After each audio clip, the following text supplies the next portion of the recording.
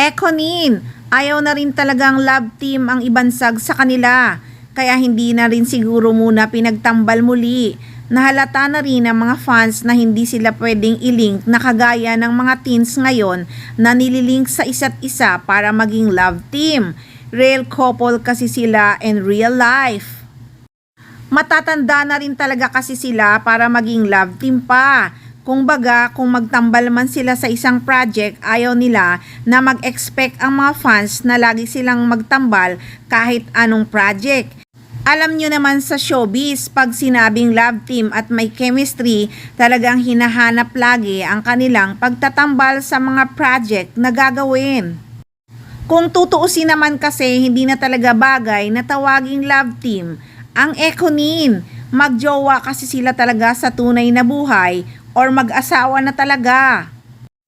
Yun talaga ang gustong ipahiwatig sa mga fans kasi nga pag love team, lagi na lang aabangan ang kanilang pagtatambal sa lahat ng mga project na gagawin. At alam nyo naman pag love team sa showbiz, parang hindi na pwedeng itambal sa iba.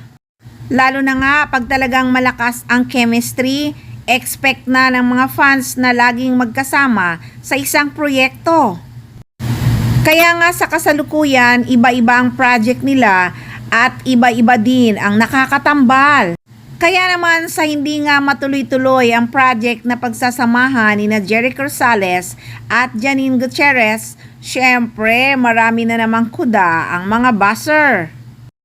Pati nga ako ay nababas na rin ayon sa kanya. O diba, ikaw lang naman ang dilulu, wala kasing chemistry ang Eko ninyo, kaya kahit sinong itambal dyan sa idol nyo, walang hatak sa tao, malulugi ang producer kay Janine, kaya inaayawan ng ibang producer, di natutuloy, hanggang starlet pa rin siya ngayon, binibigyan na lang ng ibang project kasi alang-alang na lang sa mga parents niya, kasi nepo baby siya.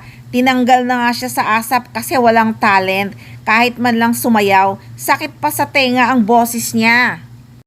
Ay talaga ba walang chemistry o wala ka lang pakiramdam? Kaya naman pala bawat post nila sa social media ay talaga namang kinakikiligan. At alam mo girl, sayang ang galing nila kung ipopokus lang sa love team nila ang kanilang mga proyekto. Tama lang naman na iba't ibang itambal sa kanila kasi nga napakagaling nga nilang umarte.